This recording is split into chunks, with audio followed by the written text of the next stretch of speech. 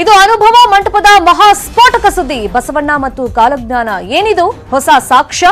News 18 ನಲ್ಲಿ ಬೇರೆಲ್ಲೂ ಇಲ್ಲದ mega exclusive. ಇದು ಮಂಟಪಕ್ಕೆ ಮಹಾ ಸಾಕ್ಷಿಯ ಸ್ಟೋರಿ.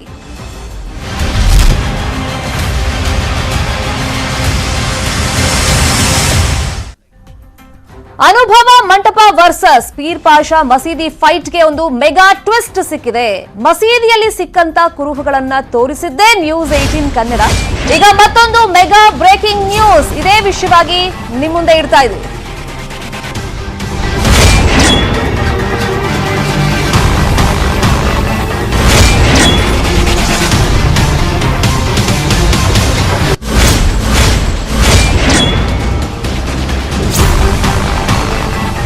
ಸತ್ಯ ಶೋಧನೆಗೆ ಅಂತ ಹೋದಂತ ಟೈಮ್ ನಲ್ಲಿ ನಮ್ಮ ಇಬ್ಬರು ರಿಪೋರ್ಟರ್ಸ್ ಗಳ ಮೇಲೆ ಹಲ್ಲೆ ಆಗಿತ್ತು.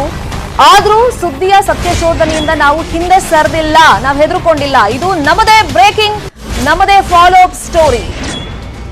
ಹಾಗಾದ್ರೆ ಇತಿಹಾಸ ಏನ್ ಹೇಳುತ್ತೆ?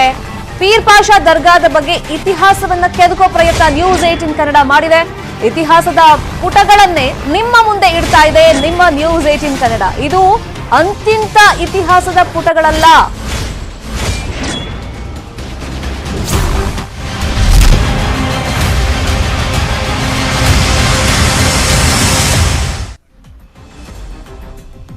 ಪೀರ್ ಪಾಷಾ ದರ್ಗಾದ ಬಗ್ಗೆ ನಾವು ಸುದ್ದಿಯನ್ನ ಟೆಲಿಕಾಸ್ಟ್ ಮಾಡಕ್ಕೆ ಅಂತ ಮುಂದಾದಾಗ ಮತ್ತೆ ನಮ್ಮ ರಿಪೋರ್ಟರ್ಸ್ ಅಲ್ಲಿಗೆ ಹೋದಾಗ ಸತ್ಯ ಶೋಧನೆಗೆ ಇಳಿದಾಗ ನಮ್ಮ ಇಬ್ಬರು ರಿಪೋರ್ಟರ್ಸ್ ಗಳನ್ನ ಗೃಹ ಬಂಧನದಲ್ಲಿ ಇಟ್ಟಿದ್ರು. ರಾಜ್ಯಾದ್ಯಂತ ದೊಡ್ಡ ಮಟ್ಟದಲ್ಲಿ ಸುದ್ದಿ ಆಗಿತ್ತು.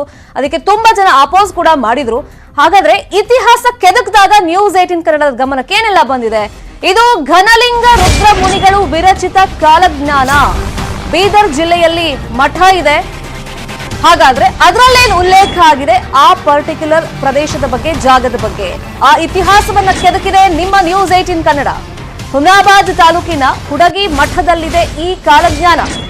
ಹಾಗಾದ್ರೆ ಈ ಅನುಭವ ಮಂಟಪದ ಬಗ್ಗೆ ಕಾಲಜ್ಞಾನದಲ್ಲಿ ಏನು ಉಲ್ಲೇಖ ಮಾಡಿದ್ದಾರೆ? ಅನುಭವ ಮಂಟಪ ಅಂತ ನಾವೇನ್ ಪದ ಬಳಕೆ ಮಾಡ್ತೀವಲ್ಲ, ಅದು ಹೇಗಿರುತ್ತೆ ಅನ್ನೋದ್ರ ಬಗ್ಗೆ ಉಲ್ಲೇಖವನ್ನ ಮಾಡಿದ್ದಾರೆ. ಆ ಎಲ್ಲ ಕುರುಹುಗಳು ಕೂಡ ಪೀರ್ ಪಾಷಾ ದರ್ಗಾದಲ್ಲಿ ಇದೆಯಂತೆ. ಪೀರ್ ಪಾಷಾ ದರ್ಗಾದಲ್ಲಿ ಖುದ್ದು ವೀಕ್ಷಣೆಯನ್ನ ಮಾಡಿದ್ದಾರೆ. ಈಗ ಕಾಲಜ್ಞಾನದಲ್ಲಿ ಹೇಳದಂತೆ ಸತ್ಯ ಶೋಧನೆಯನ್ನ ಮಾಡಿದ್ರಂತೆ ಅವರು. ಸತ್ಯ ಶೋಧನೆ ವೇಳೆ ಎಲ್ಲವೂ 100% ಮ್ಯಾಚ್ ಆಗಿತ್ತಂತೆ. ಆ ಕುರುಹುಗಳು ಆ ದರ್ಗಾದಲ್ಲಿ ಏನ್ ಕಾಣ ಸಿಗ್ತಾ ಇದೆ ಈಗ, ಅವೆಲ್ಲವೂ ಕೂಡ ಕಾಲಜ್ಞಾನದಲ್ಲಿ ಇರೋ ರೀತಿಯಲ್ಲೇ ಇದೆಯಂತೆ. ಅಂದ್ರೆ ಅನುಭವ ಮಂಟಪ ಹೋಲಿಕೆ ಮಾಡ್ತಾ ಇದ್ದಾರೆ. ಎಲ್ಲವೂ ಪರ್ಫೆಕ್ಟ್ ಆಗಿ ಮ್ಯಾಚ್ ಆಗ್ತಿದೆ ಆ ಕುರುಹುಗಳು ಅಂತ ಹೇಳ್ತಾ ಇದ್ದಾರೆ. ಆ ಕಾಲಜ್ಞಾನದಲ್ಲಿ ಇರೋದ್ರ ಬಗ್ಗೆನೂ ನಾವು ತೋರಿಸ್ತಾ ಇದೀವಿ. ಪೀರ್ ಪಾಷಾ ದರ್ಗಾನು ಕೂಡ ಮಾರ್ಕ್ ಮಾಡಿ ತೋರಿಸ್ತಾ ಇದೀವಿ. ಈಗ ಆ ಕಾಲಜ್ಞಾನದಲ್ಲಿ ಇರೋದೇನು, ಏನು ಉಲ್ಲೇಖ ಮಾಡಿದ್ದಾರೆ? ಅದರಲ್ಲಿ ಅನುಭವ ಮಂಟಪ ಅಂದ್ರೆ ಹೇಗಿರುತ್ತೆ ಅಂತ ಉಲ್ಲೇಖ ಮಾಡಿದ್ದಾರೆ. ಎಟ್ ಪ್ರೆಸೆಂಟ್ ಈಗ ನಾವು ಪ್ರಾಕ್ಟಿಕಲ್ ಆಗಿ ನೋಡೋದಾದ್ರೆ ಪೀರ್ ಪಾಷಾ ದರ್ಗಾದಲ್ಲಿ ಆ ಕುರುಹುಗಳೆಲ್ಲ ಏನ್ ಸಿಗ್ತಾ ಇದೆ, ಆ ಸ್ತಂಭ ಇರ್ಬೋದು, ಜೊತೆಗೆ ಆ ದ್ವಾರ ಇರ್ಬೋದು, ಬಾವಿ, ಹೀಗೆ ಕೆಲವೊಂದು ಕುರುಹುಗಳೇನ್ ಕಾಣ ಸಿಗ್ತಾ ಇದೆ, ಎಲ್ಲವೂ ಕೂಡ ಪರ್ಫೆಕ್ಟ್ ಆಗಿ ಮ್ಯಾಚ್ ಆಗುತ್ತೆ ಅಂತ ಸತ್ಯ ಶೋಧನೆಯಿಂದ ಗೊತ್ತಾಗ್ತಾ ಇರೋದು.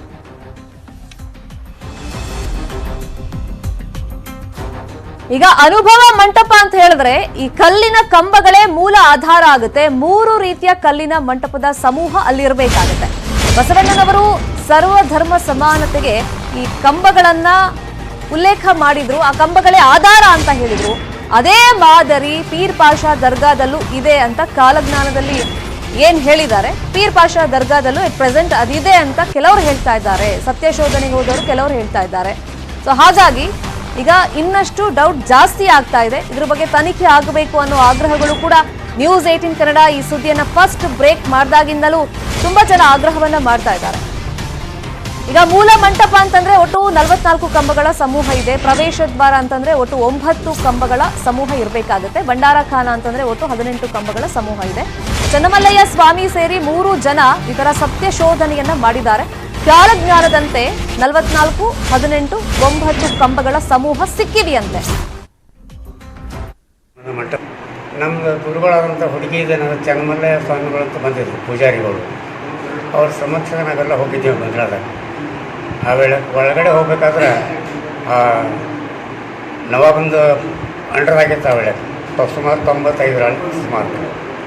ಹೌದಾಗಿ ಒಳಗೆ ಬಿಟ್ಟೆವು ನಾವು 4 ಜನರು ಹೋಗಿದ್ದೆವು. ನಮಗವು ಎಲ್ಲ ಕಂಬಗಳು ಎಣಿಸ್ಲಿಕ್ಕೆ ಹಚ್ಚಿದ್ರು.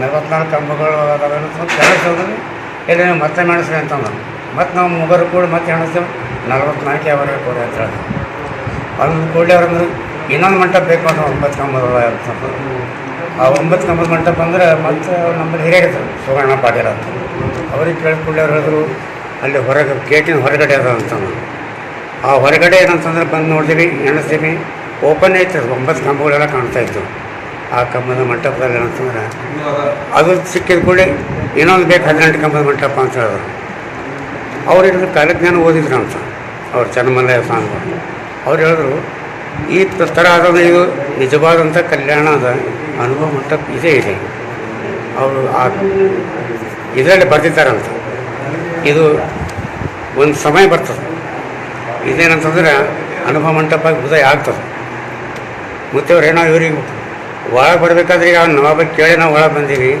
ಮತ್ತು ಈಗ ನೀವು ಹಿಂಗೆ ಅಂತೀವಿ ಅದು ಸಮಯ ಬರ್ತದೆ ಸಾಮಾನ್ಯ ಏನು ಪ್ರಯತ್ನ ಮಾಡೋ ಅವಶ್ಯಕತೆ ಇಲ್ಲ ನೆಲದೈದು ಎದ್ದು ಬರ್ತಾರೆ ಶರಣರು ಮತ್ತು ಇದೇನಾದ್ರು ಒಂದು ಸಲ ಅನುಭವ ಮಂಟಪ ಆಗ್ತದೆ ಅಂತ ಈ ಪ್ರಕಾರ ಅವ್ರು ಹೇಳಿದ್ರು ಅಂತೇಳಿ ಚನ್ನಮಲ್ಲಯ್ಯ ಸ್ವಾಮಿ ಇದು ನನ್ನ ಪ್ರತ್ಯಕ್ಷ ಹೇಳಿದ ಮಾತು. ಈಗ ಸತ್ಯಶೋಧನೆ ಮಾಡಿದಂತ ನೂರೊಂದಪ್ಪ ಅವರು ಎಕ್ಸ್ಕ್ಲೂಸಿವ್ ಆಗಿ ನ್ಯೂಸ್ 18 ಕನ್ನಡಕ್ಕೆ ಒಂದಿಷ್ಟು ಸ್ಟೇಟ್ಮೆಂಟ್ಗಳನ್ನ ಕೊಟ್ಟಿದ್ದಾರೆ. ಈಗ ಕಾಲಜ್ಞಾನ ರಹಸ್ಯ ಏನು ಅಂತಂದ್ರೆ ಘನಲಿಂಗ ರುದ್ರಮುನಿಗಳು ವಿರಚಿತ ಕಾಲಜ್ಞಾನದಲ್ಲಿ ಏನಿದೆ ಆ ಸತ್ಯ ಗೊತ್ತಾಗಿದೆ. ಕಾಲಜ್ಞಾನ ಮತ್ತು ಶರಣರ ವೈಭವವನ್ನ ಅದರಲ್ಲಿ ಬರ್ದಿದ್ದಾರೆ ಅವರು. ಈಗ ಮಠದಲ್ಲಿ ಈಗಲೂ ಕೂಡ ಆ ಕಾಲಜ್ಞಾನ ಸಿಗುತ್ತೆ. ಅದರಲ್ಲಿ ಏನು ಉಲ್ಲೇಖ ಆಗಿದೆ ಅಂತಂದ್ರೆ ಈಗ ಅನುಭವ ಮಂಟಪದಲ್ಲಿ ಹೇಗಿರುತ್ತೆ ಅದು, ಸೊ ಅದ್ರ ಬಗ್ಗೆ ಉಲ್ಲೇಖವನ್ನ ಮಾಡಿದ್ದಾರೆ. ಅದನ್ನ ನಾವೀಗ ಪೀರ್ ಪಾಷಾ ದರ್ಗಾ ಕಂಪೇರ್ ಮಾಡಿ ನೋಡೋದಾದ್ರೆ ಕಾಲಜ್ಞಾನದಲ್ಲಿ ಏನೆಲ್ಲ ಅನುಭವ ಮಂಟಪ ಅಂದ್ರೆ ಉಲ್ಲೇಖಗಳಿದೆ ಅವೆಲ್ಲವೂ ಕೂಡ ಪ್ರಾಕ್ಟಿಕಲ್ ಆಗಿ ಇಲ್ಲಿ ಕಾಣ ಸಿಗ್ತಾ ಇದೆ ಕುರುಹುಗಳು. ಸೊ ಹಾಗಾಗಿ ಈ ಸತ್ಯಶೋಧನೆ ಮಾಡಿದಂತ ಒಂದು ಸಮಿತಿ ಏನಿದೆ ಅವ್ರು ಹೇಳ್ತಿರೋದು ಹೌದು 100ಕ್ಕೆ 100 ಇದು ಆ ಕಾಲಜ್ಞಾನದಲ್ಲಿ ಇರೋ ರೀತಿಯಲ್ಲೇ ಅನುಭವ ಮಂಟಪಕ್ಕೆ ಹೋಲಿಕೆ ಆಗ್ತಾ ಇದೆ ಅಂತ ಅವ್ರು ಹೇಳ್ತಾ ಇದ್ದಾರೆ. ಮಠದಲ್ಲಿ ಈಗಲೂ ಕೂಡ ಈ ಕಾಲಜ್ಞಾನ ಸುರಕ್ಷಿತವಾಗಿದೆ.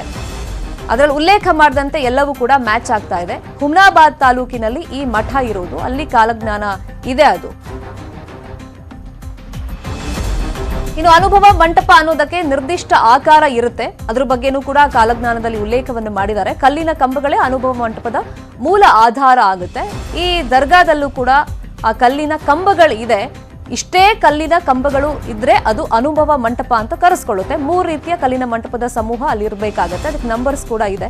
ಅವೆಲ್ಲವೂ ಕೂಡ ಆ ಕಾಲಜ್ಞಾನದಲ್ಲಿ ಬರೆದಿದ್ದಾರೆ. ಬಸವಣ್ಣ ಸರ್ವಧರ್ಮ ಸಮಾನತೆಗೆ ಈ ಕಂಬಗಳೇ ಆಧಾರ ಅನುಭವ ಮಂಟಪದಲ್ಲಿ. ಮೂಲ ಮಂಟಪ ಅಂತಂದ್ರೆ ಒಟ್ಟು 44 ಕಂಬಗಳ ಸಮೂಹ ಇರಬೇಕಾಗತ್ತೆ. ಇನ್ನು ಪ್ರವೇಶ ದ್ವಾರದಲ್ಲಿ ಒಟ್ಟು 9 ಕಂಬಗಳ ಸಮೂಹ ಇರಬೇಕಾಗತ್ತೆ. ಸೊ ಇಂಥದ್ದೇ ಕಂಬಗಳು ಅಲ್ಲಿದೆ ಅಂತ ಇವ್ರುಗಳು ಹೇಳ್ತಿರೋದು. ಈಗ ಭಂಡಾರ ಖಾನ ಅಂತಂದ್ರೆ ಒಟ್ಟು 18 ಕಂಬಗಳ ಸಮೂಹ ಇರಬೇಕಾಗತ್ತೆ. ಸೊ ಅಲ್ಲಿಗೆ 44, 9 ಇವರೇನು ಉಲ್ಲೇಖ ಹೇಳ್ತಾ ಇದ್ದಾರೆ ಕಂಬಗಳದ್ದು. ಸೊ ಆ ತರದ್ದು ಕಂಬಗಳು ಅಲ್ಲಿ ಇದೆ. ಇದು ಅನುಭವ ಮಂಟಪಕ್ಕೆ ಹೋಲಿಕೆ ಆಗ್ತಾ ಇದೆ ಅಂತ ಸತ್ಯಶೋಧನೆ ಮಾಡಿದವರು ಈಗ ಹೇಳ್ತಾ ಇದ್ದಾರೆ. ನೂರೊಂದಪ್ಪ ಅವರು ಎಕ್ಸ್ಕ್ಲೂಸಿವ್ ಆಗಿ ಹೇಳುವಾಗ್ಲೂ ಇದನ್ನೇ ಹೇಳ್ತಾ ಇದ್ದಾರೆ. 100ಕ್ಕೆ 100ರಷ್ಟು ಇದನ್ನು ಪರಿಶೀಲನೆ ಮಾಡಿದಾಗ ಇದು ತಾಳೆ ಆಗ್ತಾ ಇದೆ ಕಾಲಜ್ಞಾನಕ್ಕೂ ಹಾಗೇನೆ ಈಗಿರುವಂತ ಪೀರ್ ಪಾಷಾ ದರ್ಗಾಕ್ಕೂ ಅಲ್ಲಿನ ಕುರುಹುಗಳಿಗೆ ಇದು ತಾಳೆ ಆಗ್ತಾ ಇದೆ ಅಂತ ಅವ್ರು ಹೇಳಿದ್ದಾರೆ. ಈಗ ನೆಕ್ಸ್ಟ್ ಏನೆಲ್ಲ ಆಗಬಹುದು ಅಂತ ಕುತೂಹಲಗಳು ಜಾಸ್ತಿ ಆಗ್ತಾ ಇದೆ. ಯಾಕಂದ್ರೆ ಇದು ನಿಮ್ಮ ನ್ಯೂಸ್ 18 ಕನ್ನಡ ಎಕ್ಸ್ಕ್ಲೂಸಿವ್ ಆಗಿ ಬ್ರೇಕ್ ಮಾಡಿದಂತ ಸುದ್ದಿ.